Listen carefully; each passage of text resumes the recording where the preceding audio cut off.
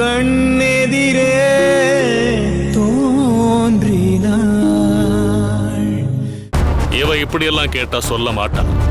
புடிச்சு இழுத்துட்டு போய் தொழுவத்துல கட்டி வச்சு கருக்காலி கம்பால அடிச்சு வெளுத்தெடுத்தா தன்னால உண்மையை கக்கிடுவான். ஏய், என் பேத்தி என்னோட சொத்துடி. அவளை கொலை பண்ண வந்தா உன்னை நான் சும்மா விட்டுருவனா? உன்னை நான் அடிச்சு கொன்னு குழி தோண்டி புதைக்கிறனா இல்லையா பாரு. ஏய், இவளை எடுத்துட்டு போய் நம்ம தோட்டத்துல கட்டி போடுங்கடா. இவ தோலை உரிச்சா உண்மை தானா வந்துடும். இல்ல இல்ல ஐயா, என்ன விட்டுருங்க ஐயா, என்ன விட்டுருங்க. சக்தி அக்கா, நீங்களாவது சொல்லுங்க அக்கா. நான் எல்லாம் உண்மையா சொல்லிடுறேன். என்ன விட்டுற சொல்லுங்க அக்கா. அக்கா சொல்லுங்க அக்கா. அண்ணே விடுங்க அவள. இப்ப சொல்லு, என்ன எதுக்காக கொலை பண்ண வந்த? சொல்லு.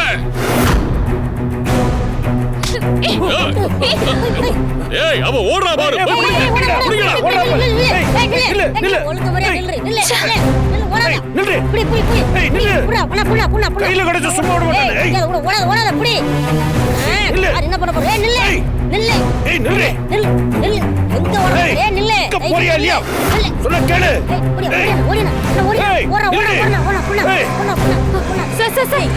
கொஞ்சம் அர்ஜென்ட்டா போணும். ஏறுங்க.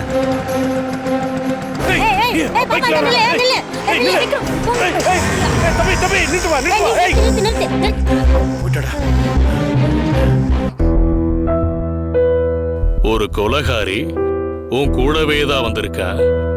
அவளை பத்தி உனக்கு எப்படிமா தெரியாம போச்சு?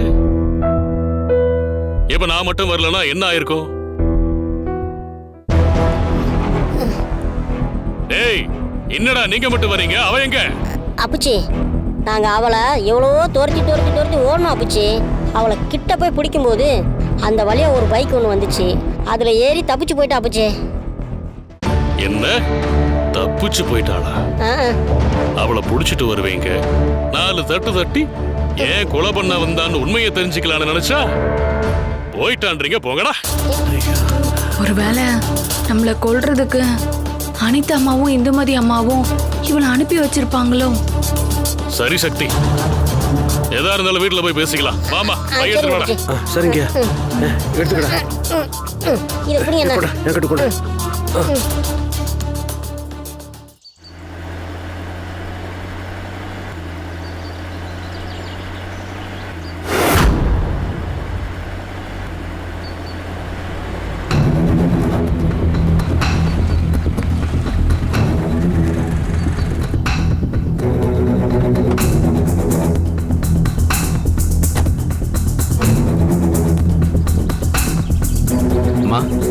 இறங்கலாமா?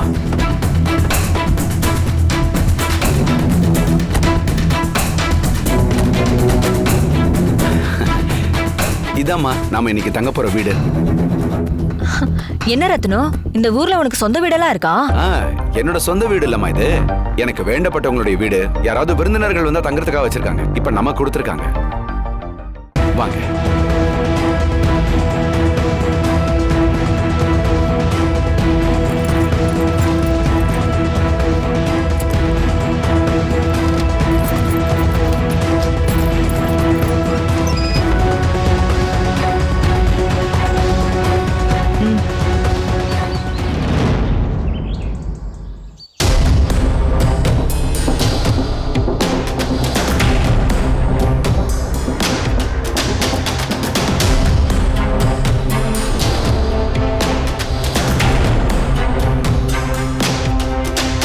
வீடு சிம்பிளா தான் இருக்கு, பரவாயில்ல, அட்ஜஸ்ட் பண்ணிக்கலாம்.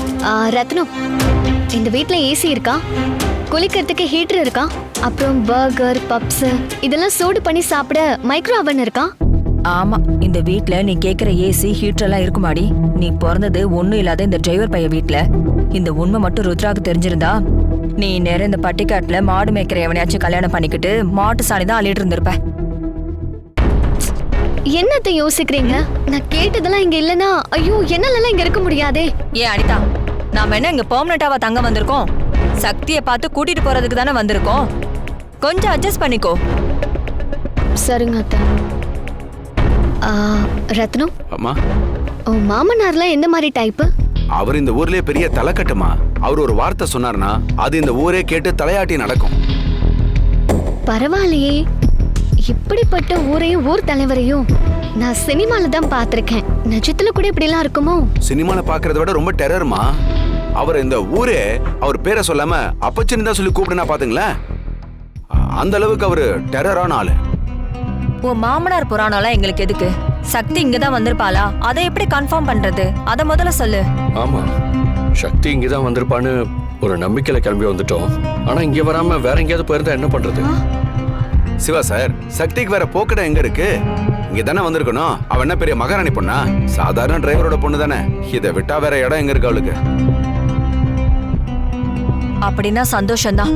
நீ உன் மாமனாரை பார்த்து பேசி சக்தி இங்க கூட்டிட்டு வந்துரு. நாம இன்னைக்கே கிளம்பிடலாம். சக்திய நான் போயா?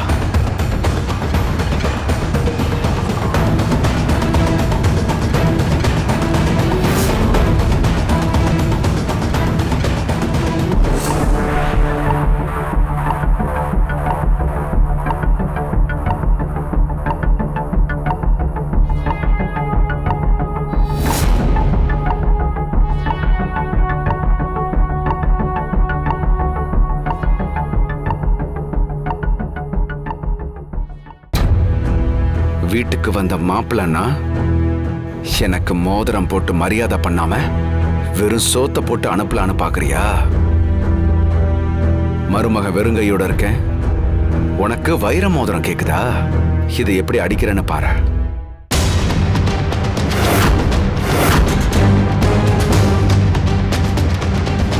இதை வித்தா நல்ல விலை கிடைக்கும் போல இருக்கேன்.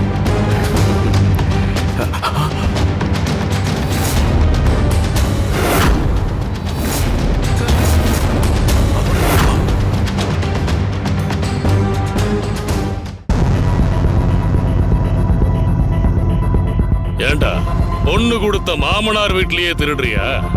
இல்ல மாமா, அது பேசாத. பேசுன அப்படியே வாயிலேயே குத்தி மொத்த பல்லையும் உடைச்சு எடுத்துரு. மோதிரத்தை எடு.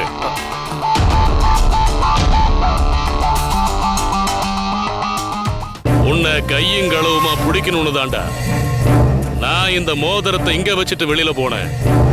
நான் நினைச்ச மாதிரியே உன் திருட்டு புத்திய காட்டி என்கிட்ட மாட்டிக்கிட்டல, நான் உன்னை சும்மா விட போறதில்ல. மாமா என்ன மன்னிச்சிருங்க மாமா, இனிமே இப்பெல்லாம் பண்ண மாட்டேன் மாமா. வாய மூடுறா. என்ன மாமான்னு கூப்பிடுற அருகதை உனக்கு இல்ல.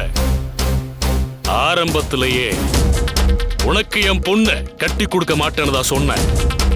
ஆனா என் பொண்ணுக்கு உன்னை பிடிச்சு போச்சு. அதனால என் பொண்டாட்டியும் நம்ம பொண்ணுக்கு பிடிச்ச மாப்பிள்ளையே கட்டி வச்சிடலான்னு சொன்னா. அதனால தாண்டா உனக்கு என் பொண்ணை கட்டி கொடுத்தேன். இந்த விருந்துக்கும் உன்னை கூப்பிட்டேன். ஆனா நீ இந்த வீட்டுக்குள்ள வந்ததிலிருந்து என் கையில இருந்த மோதிரத்து மேலேயே கண்ணா இருந்த. உன்னை சோதிக்கத்தான் இந்த மோதிரத்தை இங்க வச்ச. நான் சந்தேகப்பட்ட மாதிரியே நீ மோதிரத்தை திருடிட்ட. அதுக்கான தண்டனையை நீ அனுபவிச்சுதான் ஆகணும். கைய நீட்டுறா.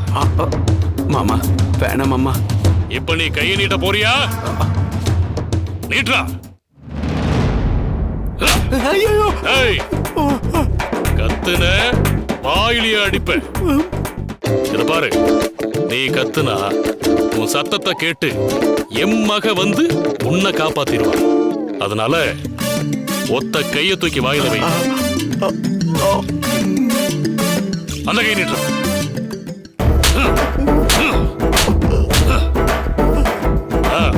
அந்த கைய காட்டு.